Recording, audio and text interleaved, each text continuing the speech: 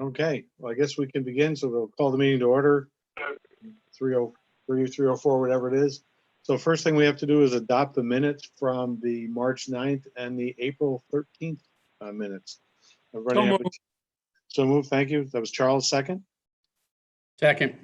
I don't know who that was. Benny, I think. Benny. Yep. All in favor? Aye. Okay. Opposed? Again, so we'll call the meeting to order. 303, 304, whatever it is. So first thing we have to do is adopt the minutes from the March 9th and the April 13th minutes. Why is my playback being Thank you. That was Charles, second. Michelle, what's not happening? I don't know who that was. Benny, I think. Benny. Yep. All in favor? Aye. Okay. Opposed? That was instant. Whoa, what's going on? Those are great minutes. Just got that, yeah. Wasn't that good of a motion to begin with, let alone to repeat it. I want to hear it again, please. I thought it was a great motion. I was proud to second it. All right, how's it now? Well, hopefully it doesn't come back. So, all right. So next we have the treasurer's report. Rocky, if you're. 2 sets of meeting minutes. What's that? We had 2 sets of meeting minutes. We did one motion for both. Oh, okay, thank you. Yep. I don't know if it matters. I was not here for the March 9th meeting, so I don't know if I should abstain from that. But I was here for the April 13th meeting, so I don't know if that's going to require 2 separate votes, or you're okay with the one. Well, we'll do 2 separate votes then. So so then can we get a motion to accept the March 9th minutes? I'll make that motion. Thank you. And second? Second, Josh. All in favor on that? Aye. Aye. And Rocky, you're abstaining from that one, correct? Yes, I am. And then we need a motion to accept the April 13th minutes. So moved. Thank you, Darren. And second? Second, Todd. Thank you. All in favor? Aye. Opposed? Aye. And no abstentions on that one, correct? Great, thank you all. And then next we have the Rockies and the treasurer's report. Okay, yes. And everything is in order. Basically, I have a few things to say about the treasurer's report. Number one, we do have procedures in place as it relates to payment of the bills. They're physically to be able to sign the checks, but Michelle has been providing me an abstract of the bills and the background information for each of the bills. I've been reviewing them and then sending her written authorization to have Shelby then to sign off on the check. So we do have a procedure in place that allows me to look at each one of the invoices to authorize payment by the staff at the staff. In terms of the financial specifically, that's noted in terms of statement of activity, you'll note that we have received the second quarterly installment from the county, so we're all set with that. The other thing I want to bring to everyone's attention, if you review the statement or not, under the item 50,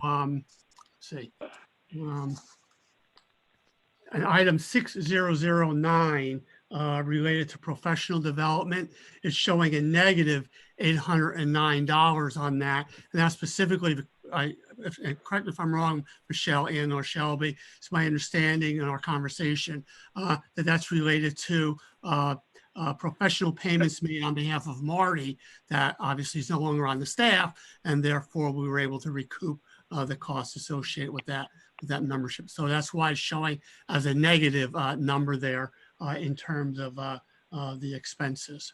Okay, so those are the 2 specific items I want to bring to your attention in terms of the statement of activity. Overall, what's happening now is that Michelle is working on reconciling the chart of accounts with the budget information. There are differences in terms of the budget spreadsheet. Basically, some of the account numbers or the titles are different, and she's working on to make sure the language is the same and make any adjustment that's necessary with the chart of accounts and the budget for those line items to match each other, so they're properly allocated for. So Michelle and Shelby are working on that, and we've been having some conversation. But that's something that will be presented to the Audit and Finance Committee. And on that note, in terms of the Audit and Finance Committee and the budget in general, as everyone is aware, we adopted that budget back in December, and there's been a number of changes that have taken place subsequent to the budget adoption at that particular time. Specifically, in terms of the revenues, we have budgeted $550,000. We actually received $500,000 from the county for 2019 per the contract. So that has to be adjusted in terms of that revenue has to be reduced by that $50,000. In addition, on the positive side on that, as everyone is aware, we did receive the PPP loan for $81,000 in change, and $47,000 of that is considered to be is forgivable, so it could be identified as a grant. So that's something that also has to be incorporated into our revenue statement.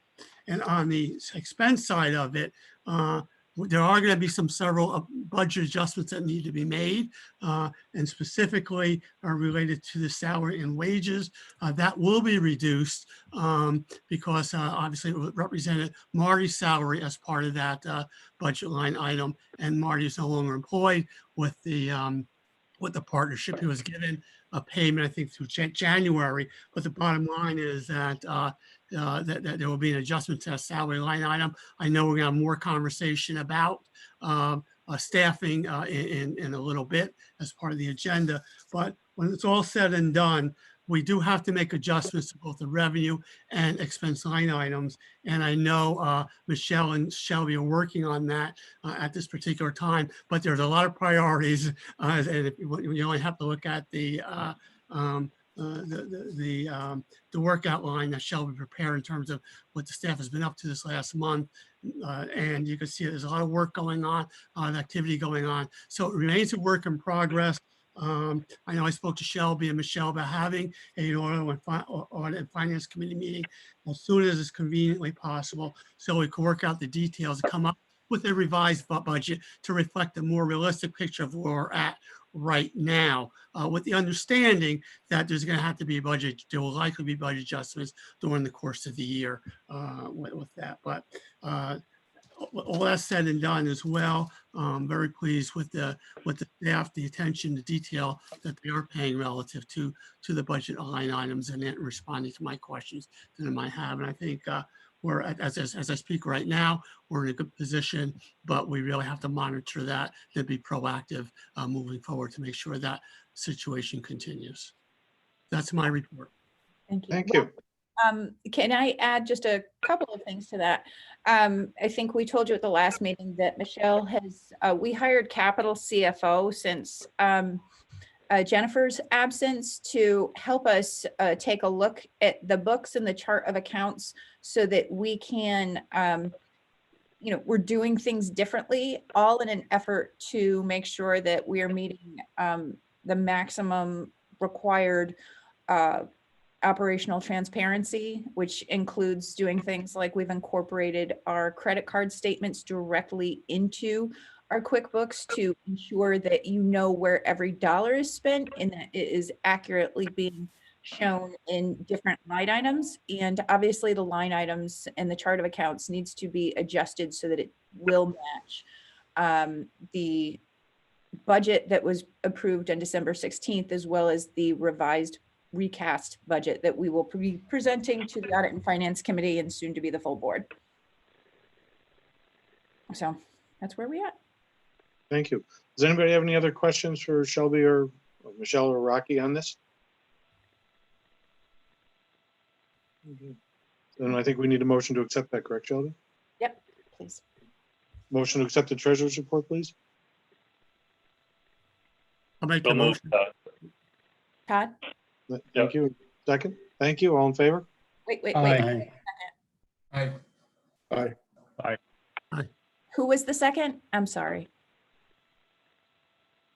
I was. Oh, okay. Thank you, Darren. I thought, sometimes it's tough to say. Yeah, if we don't hear it and just for our internal so that we don't have to backtrack, don't mind if I just yell out who made the first and the second. Thank you. Thank you. Sorry to interrupt. Would the 3 people who phoned in mind stating who they are? Okay, we have 792-8914. Is this Todd? That's the town offices. Yeah. Okay, thank you. And we have 409-6780. That's Brendan. I have it down on my cell. Okay, great. No, not a problem. Audio issues. And 339, is that Justin? It is. Good afternoon. Perfect. All right. Sorry, we're just making sure everyone's accounted for. Thank you. Thank you. So then we have kind of an old and new business kind of dovetail with one another. So I'm going to turn that over to you, Shelby, then to talk about those things right now.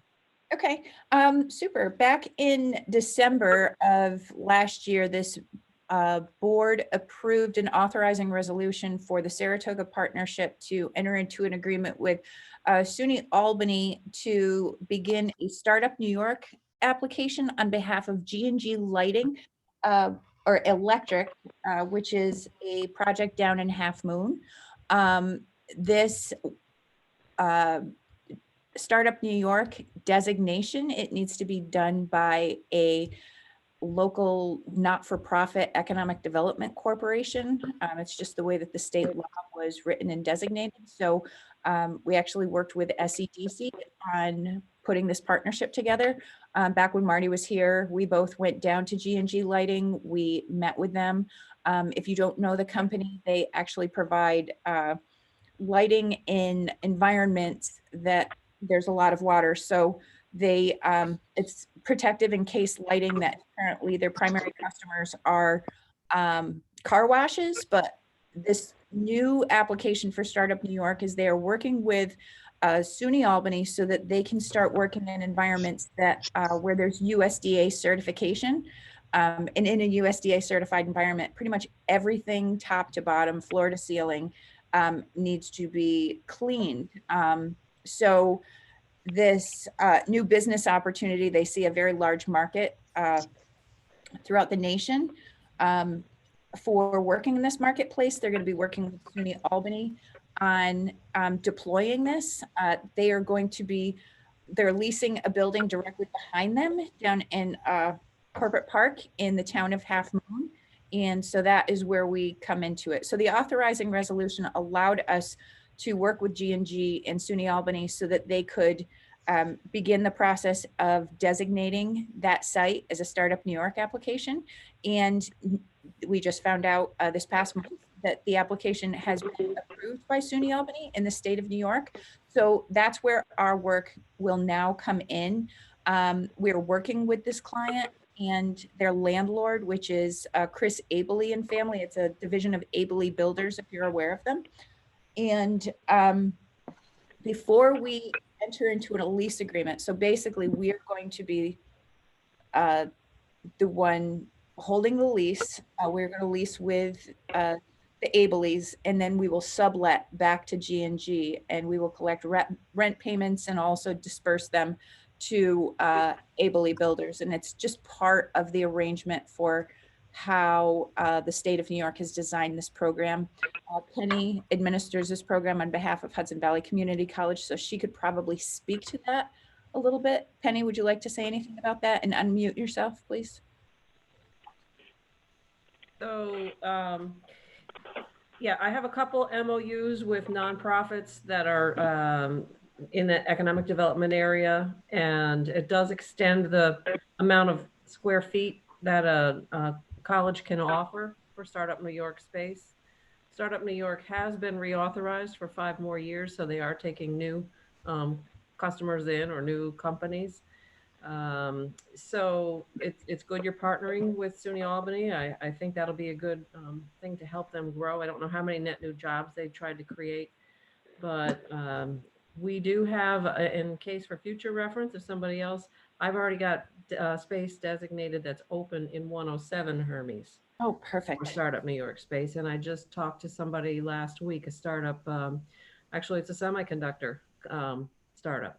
So there's a lot going on with Startup New York. I think we have 14 or 15 companies within the college that partner with us. We have to show some kind of a match between what they do and what the college can blend with them, whether it's for some kind of applied learning experience, something else that's going on. But we do have a robust amount of jobs created from Startup New York. So it's good to have that designation that you're working with SUNY Albany.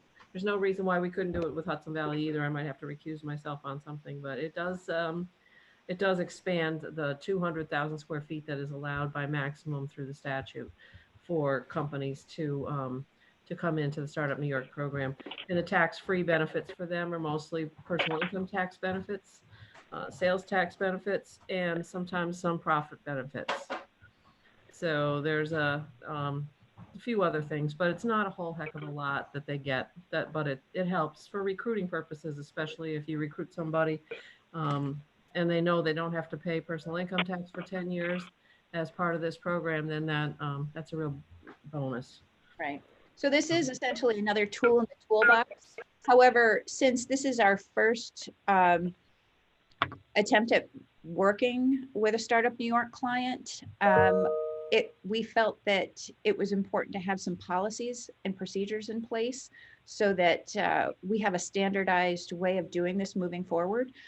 This is where I've been working with our attorney, Justin Miller, on that to make sure that we memorialize these policies before we enter into this agreement, and so that this would apply to any other future agreements that we would work with Startup New York clients. So Justin, would you mind giving a recap of those recommendations that you'd made to me? Absolutely. Can you hear me okay? Yes. Oh, good. Yeah, on page 22 of 47 in the agenda packets, just for anyone that wants to follow along quickly, if you have that open in front of you.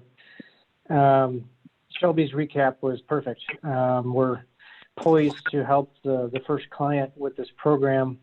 And because the program that we're offering is brand new, the thought of trying to institute some standardization makes sense at this point, so we can be fair and even-handed for any other companies that approach the partnership for assistance.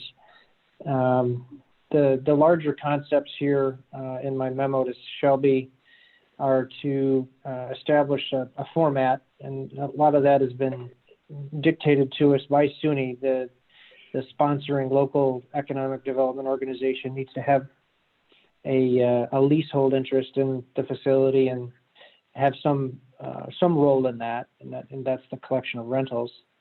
With that brings some general legal and risk management concerns like liability, injury liability, and perhaps even environmental liability. If a not-for-profit takes an interest in contaminated property, it becomes a concern.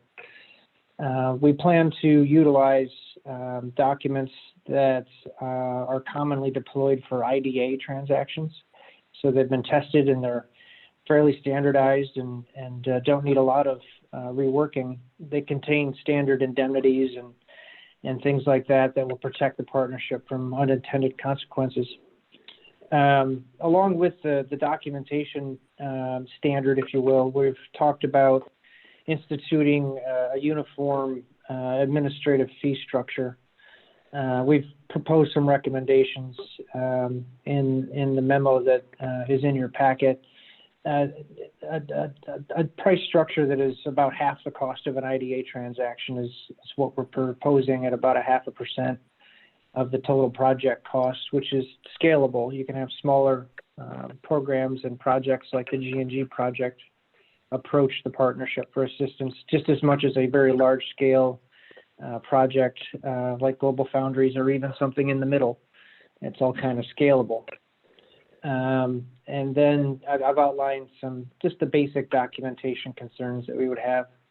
What we would like to do is with the board's questions and any comments, bring to the May 11th meeting an articulated policy, and it might just be a page long or maybe two, not even, just to set some rules for the road. IDAs typically have uniform tax exemption policies and uniform application policies and fee policies in place. So it makes sense that we do the same thing and we're viewed as transparent and being fair to everybody. So that's the quick summary. And if any board members have any questions, we can address those.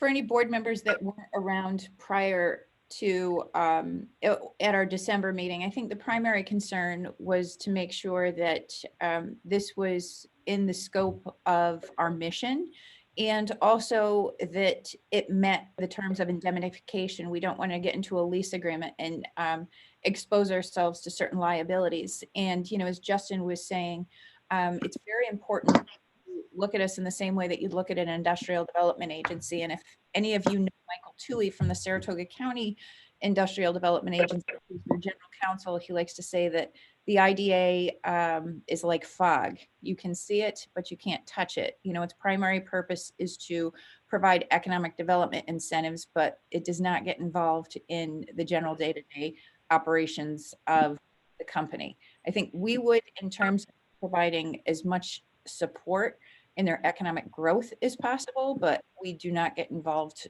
directly with, you know, we do not want to expose the company for certain liabilities related to the property. So that's my summary.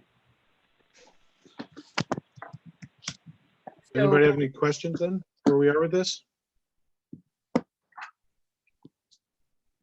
Okay.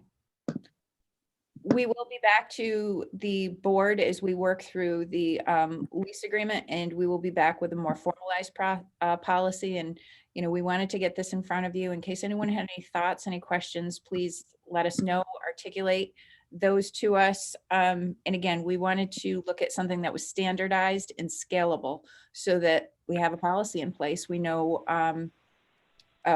something that we can present to any future clients. And if we do have a very large project that is going to take away a lot of staff time and resources, we want to make sure that the company is financially considering those as well. So, hi, Brendan. Quick question. Justin, looking at your email memo, I think it's an email, you mentioned food for thought, and I know you just described this about the mortgage tax exemption. Are you going to propose that in a policy, or is that where does the food for thought land? Does that land fall into a policy for us, or you just wanted us to think about it? It's mostly food for thought, but it's probably it's worthy of mention. And when I say IDA documents, I'm thinking Brendan's probably the guy on the board that understands that the best, having worked with those directly over the years. Interestingly, the partnership does have the ability to exempt mortgage recording tax, and you could avail anyone in the county to that benefit if you chose to do so. But I'm thinking the Startup New York program is where we're going to be involved transactionally for now. And to the extent that in this case, for example, the Abeleys were looking to do a refinance, or if G&G were to undertake a leasehold financing, the partnership could help them with that tax relief on top of the Startup New York benefits. So it may be more of a catch as catch may. It won't be as frequent in these deals that it'll happen every time, but there may be opportunities to provide that benefit. And in doing so, we would probably want to make sure that we have a uniform approach to that as well. Got it. Thanks. Yep. Thank you. This is Rocky. I have a question. Are there, from the employer's perspective, minimum requirements in terms of employment to participate in this program, in terms of them signing off on that we will maintain an employment level of X number or anything like that? And Penny, I think you can answer that based on your experience with the Startup New York program. And a lot of this is between the university who administers this in the state of New York, correct?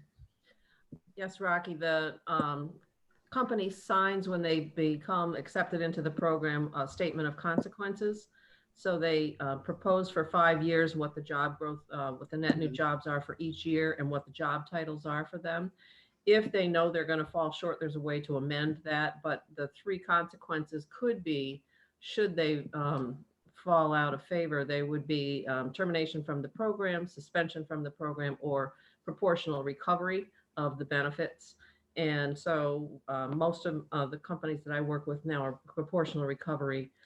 And we know a year in advance whether or not they're going to meet those needs because they don't file their report until the following year. So I can have time to adjust those numbers, just file an amendment. But, you know, it can be just one net new job over 5 years, and that'll still qualify them for the program. Right. But that will be so stated in terms of what their expectations are, growth are, and then that will be monitored. Right, and that'll be in their application. It'll be with SUNY Albany, and you can get a copy of it. You probably should keep a copy of it so that you know to stay on track with them. It's notarized, and it should be part of what, if Matt's the one that's overseeing the SUNY Albany, yeah, he can probably just send that over for us to keep. Yeah. And our part is we're a part of the team to help accelerate and support that economic growth. Yeah, so you should have a copy. Yeah. Thank you. Thank you. Any other questions? I thought one of the call-ins had a question too. So no one else did? Okay. Shelby, does that cover both 4 and 5 then? Did we get through everything? Yeah, it does. We just want to have something in front of you for you all to think about, have any questions, objections, ideas. We want you to think about these in advance of the May 11th meeting. Okay, excellent. Thank you.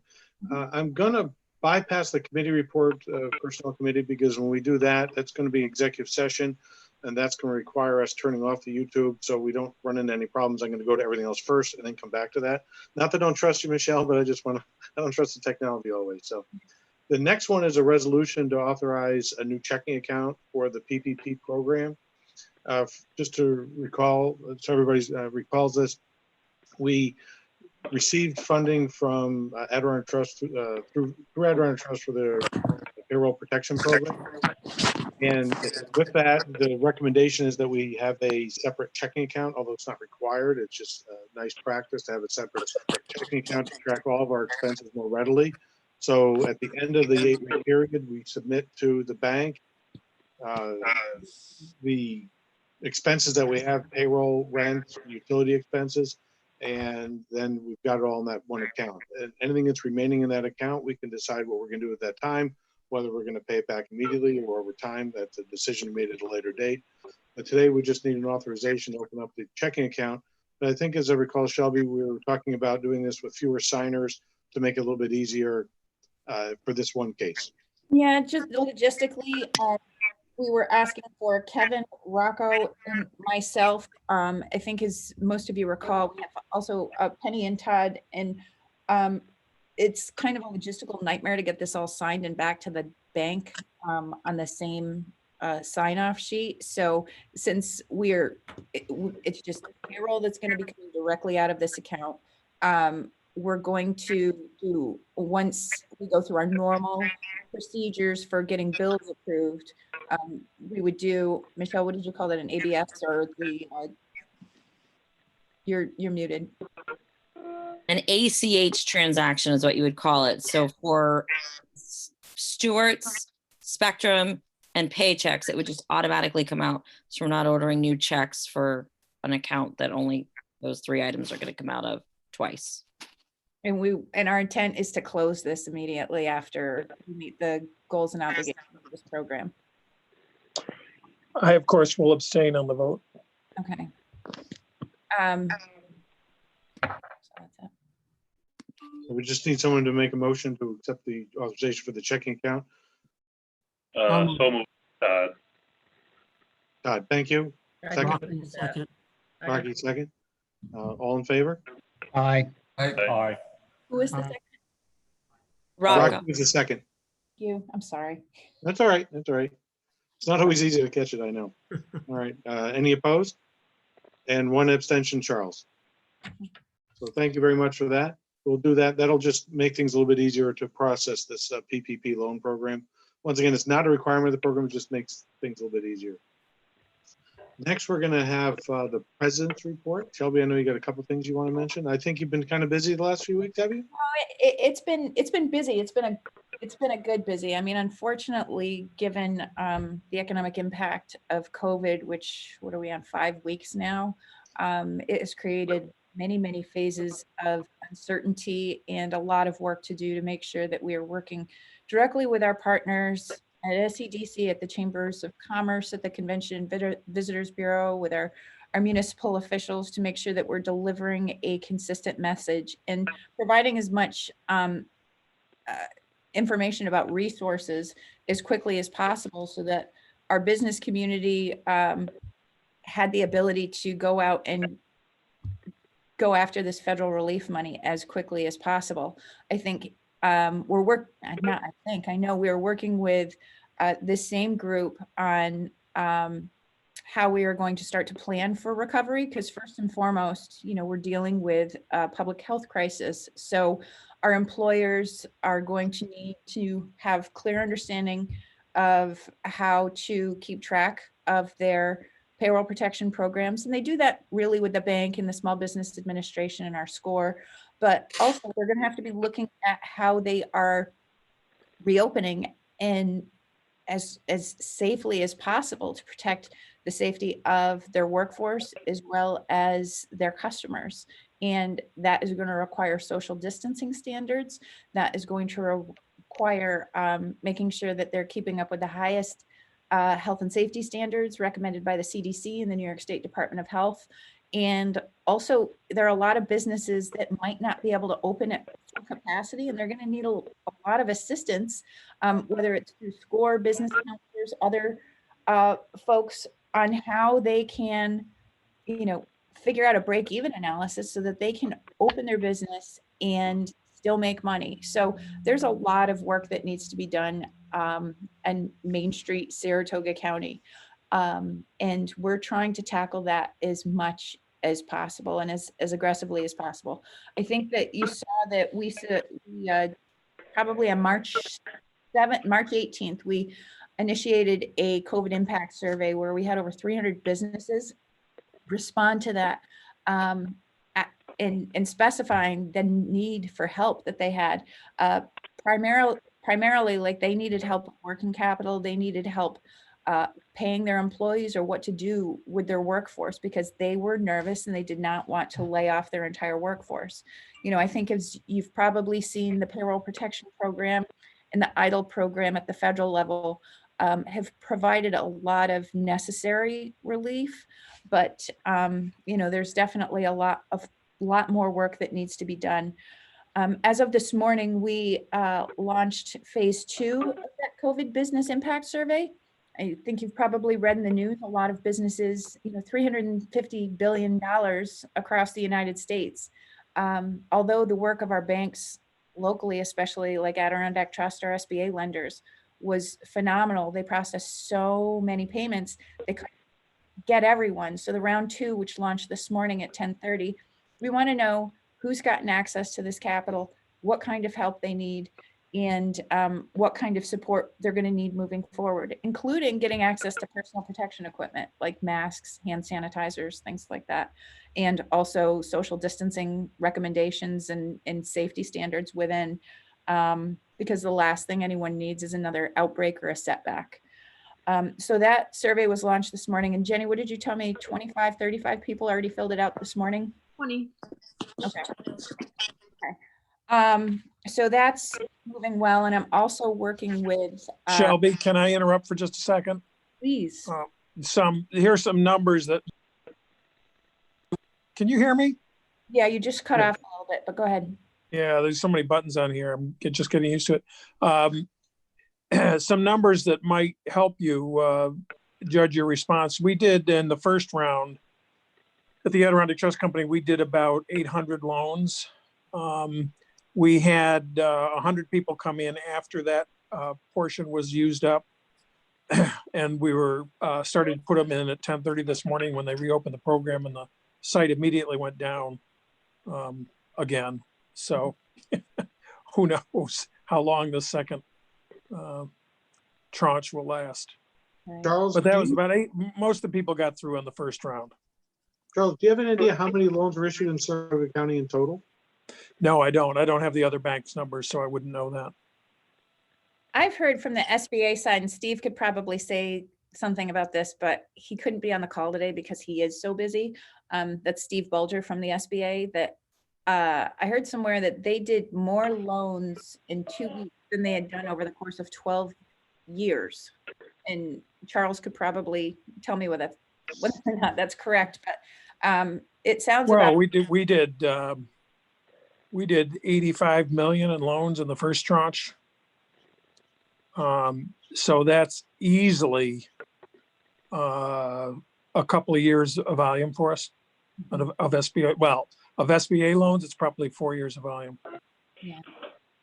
And so for the nationally, you know, it's also like that as well. So there are a lot of businesses that even in good times, businesses do not know where the resources are. They might not necessarily have their act together when it comes to having all the supporting documentation to be able to process the loan, and also fulfill the requirements for the forgiveness portions of the loan. I think during executive committee, we're going to talk a little bit about solutions that we have to some of this, but we are actively working that list of businesses that are doing outreach to us. A lot of supervisors are sending us businesses to talk to directly. And, you know, we're just providing as much support as possible. And we're doing that in collaboration with our partners that provide economic development and business services in Saratoga County. So more there. I am going to zip ahead. I just provided you, it's been very busy, and we've also been asked by a lot of media and other outlets. We provided, last week we did a webinar with SCORE. We had about 140 people register for that. Not full participation, but it was very good. Service Corps Retired Executives provides free business support services, whether it's business planning or business recasting services. So we did a Zoom meeting with them, had quite a few interviews with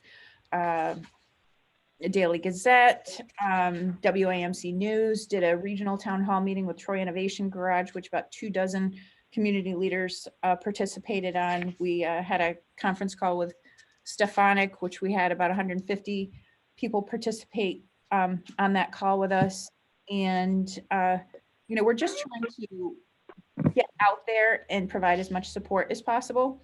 But I'm going to jump back. I think that probably one of the most important things that we've done since our last meeting is we applied for a USDA Rural Business Development Grant. We submitted that on April 15th. You probably have heard of it. We reported it to you. I believe we talked about our intention of doing that at the last board meeting, and it's been in the board briefs. But the USDA grant submission will allow us to support our Next Wave Communities initiatives, and will also allow us to support business retention and expansion programming, because, you know, Next Wave Community Initiatives with the towns that we're working with, it provides an economic development plan. And within that plan, communities identify businesses that they would like to see grow in support and, you know, potentially attract within that community. And that's where business retention and expansion comes in, because through this grant, we'd also like to provide as much business support services, breakfasts, outreach seminars, bring our partners in. It's something that we've done in the past and we want to do aggressively, especially post-COVID, because, you know, we might see businesses really struggling during this time. So having funding to support those services will be very important. What we asked for was about $95,000. And we tried to leverage as much staff time and in-house time that we're spending on these programs as much as possible. So not only will this help us pay for additional support from consultants that can help us fine tune the details and write these plans and write them so that these plans can be leveraged to go after other federal, state, and regional grant money. But, you know, providing that, the business support services after that, it's all something that we incorporated into the plan. I think the total project cost, we estimated to be about $217,000. And we're asking, and that's all, we're asking for 95, and the rest would be pretty much in kind. So we looked at the budget that we have in place. We're not committing the partnership to pretty much any more than we've already committed to in our services agreement with Saratoga County, and it's part of our unity agreement. And it just helps us fulfill the obligations that we have to the communities that we're working with and to Saratoga County. So that will be announced in September. And you have a year, once you get the money from USDA, you have a year to draw that down. And we do believe that we've got a pretty strong case for it. They said that you have a higher propensity of getting funded if it's under $100,000. So we also kept that in mind. So we're actively seeking other sources of funding so that we can diversify our funding streams, considering everything that's going on with room occupancy tax right now. Excellent. Thank you, Shelby. Welcome. Does anybody have any questions for Shelby on the USDA grant or the rest of her report? I think it's imperative that we put these other sources of revenue. Todd? Shelby, quick question on the revenues that are listed for, you said, actually Rocco indicated that 500,000 came in from the half the occupancy tax, and that was lower than you anticipated? Well, the budget back in, that was approved on December 16th, that budget was $550,000 that we anticipated coming in from room occupancy. Right. And so it came in lower than anticipated? Well, is that what? Yeah, the contract turned out to be for $500,000, and I think what Marty anticipated for the budget was to get $550,000. Oh, okay, for last year. Yeah, for last year. Well, for the year we're in, but it was budgeted last year. Yeah. Right. Okay. Yeah. All right.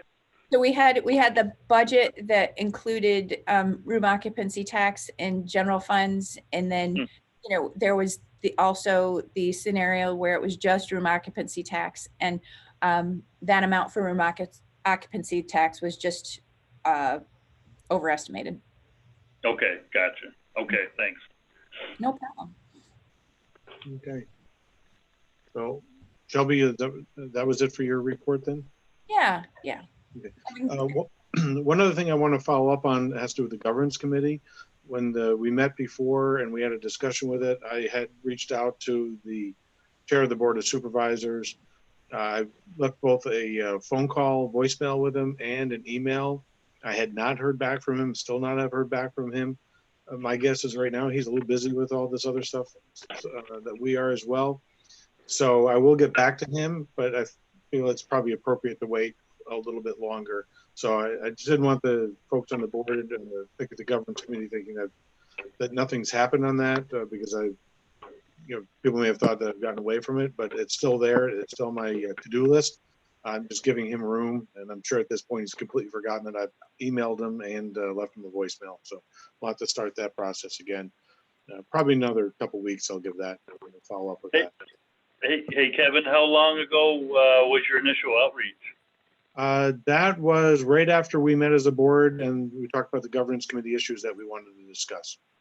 Okay, thanks. But that could have been 2 or 3 days after, a day, within 4 days of our meeting, definitely. Yeah, we can email. It was sent via email. And another thing to consider too is one of our a new appointed board members, Scott Solomon, is unfortunately, given the status of what's going on with COVID, plus the expansion of his business, he reached out to us and said that his time is definitely, he's very pressed for time and doesn't really have as much time to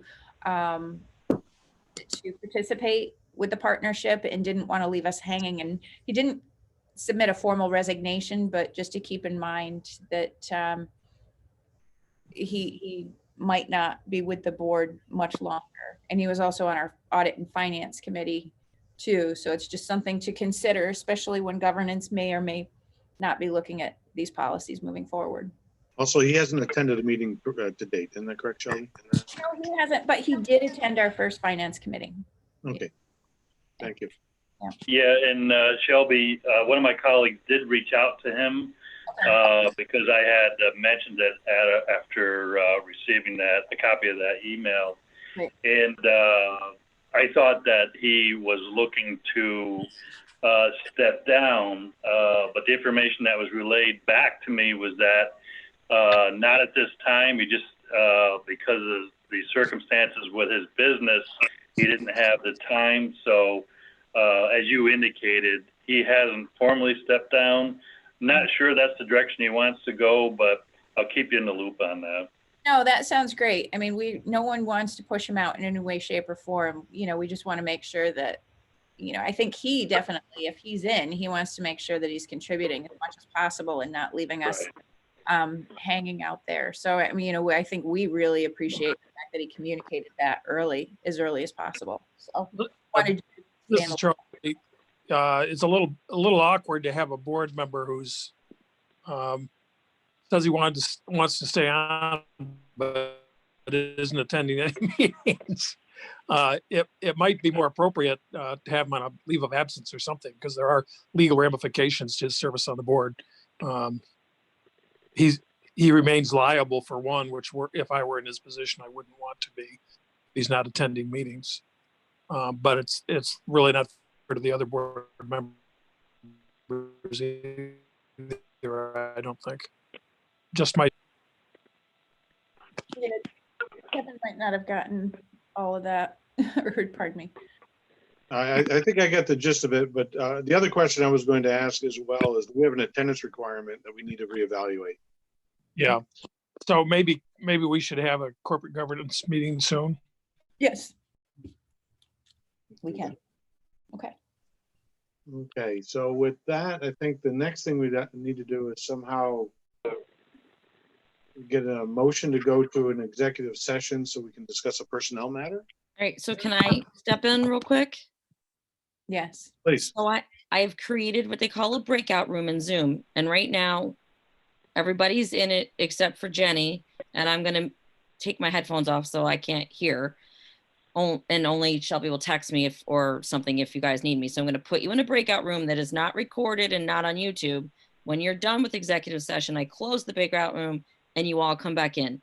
Bear with me. This is the first time we're doing it. But that way you get into an executive session without being recorded or any problem. And Shelby wants to say something. I can still see Jenny, but she can't see us. No. I haven't initiated the breakout room yet. Okay, we're going to do it right now. Honestly, you're going to lose the video for about 10 to 15 seconds while it transitions you guys into a new room. But first we need a motion to go to executive session, correct? Oh, sorry. Shelby, we need a motion first, correct? So Darren? first, Darren, thank you. Second, Penny. Penny, thank you. So All right. all in favor? We'll go to All executive. right, here we go, guys. Thank you. Oh, God, open all rooms. All right. Everyone going. And then I will. Why is Eric not in? He did join. Okay.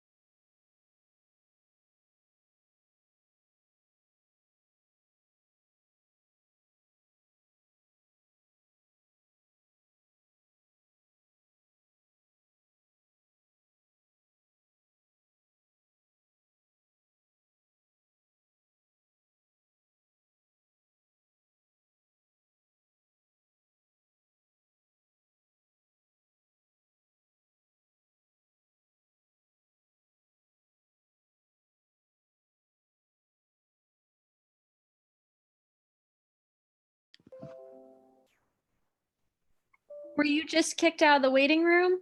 Oh, my battery died. I did. I get Oh. kicked out of that other room, but that's okay. Okay. I can text Michelle. She doesn't have to. I could say goodbye now. I just was, I've got it plugged in again. I didn't know the battery was so low. It just kicked me out. Okay. I just texted her, so she'll Okay. be back in there. She's done an amazing job getting that thing going. Yes. Yeah.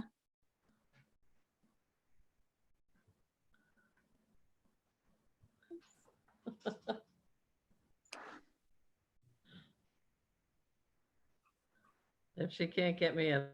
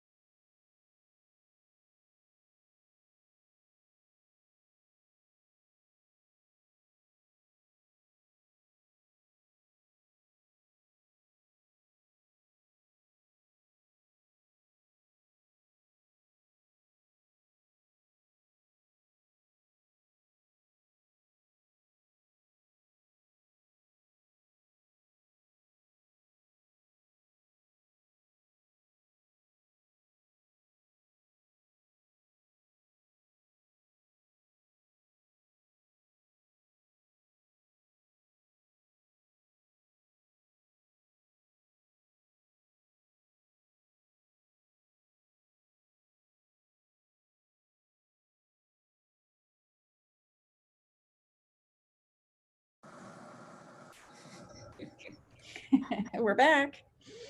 So we're all back in the main session? Yeah, I think most of us. Yep. As long as everybody clicks on that thing.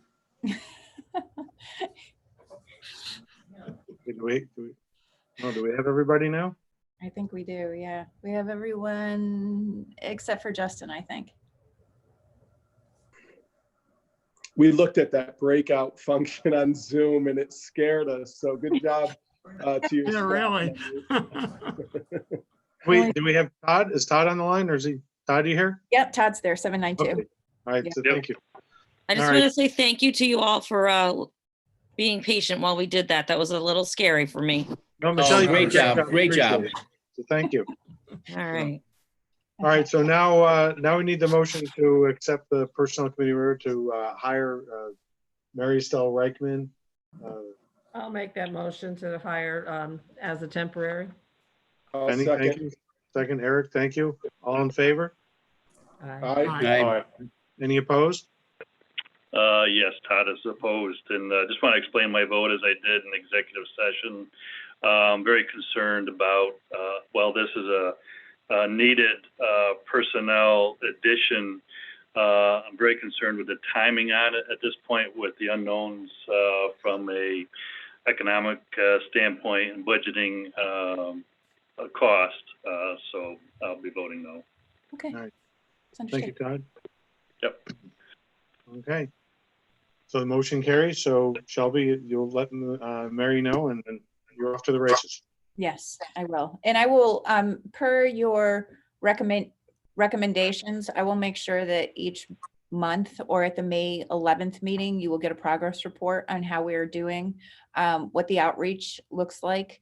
And just so that you're aware, since COVID, this has happened, we have a contact management system called Salesforce. Most people are familiar with that, but we've built in an entire COVID section that, Mary is familiar with using this tool, and all of these contacts that have been reaching out to us or people that we've been in touch with are in that system that hopefully we'll be able to generate clear reports for you to see how we're doing, and also what efforts we're making on the other. And, the good news is that we've done a lot of work on looking at grants and programs and ways to support a global markets program. And I think we could probably make a little bit more headway than had happened last year. I think so. And Shelby's been sharing some of her ideas with me about it. So I know we're going to flesh those out further, but they're promising. So. Okay. Good. So does anybody else have anything else? Otherwise, we just need a motion to adjourn. Nobody wants to. Thank you, Charles. Second. I'll second. Brendan, second. Thank you very much. All in favor? Aye. So thank you, everybody. Aye. Thank you all, and for participating in another one of our Zoom meetings. So hopefully soon we'll all be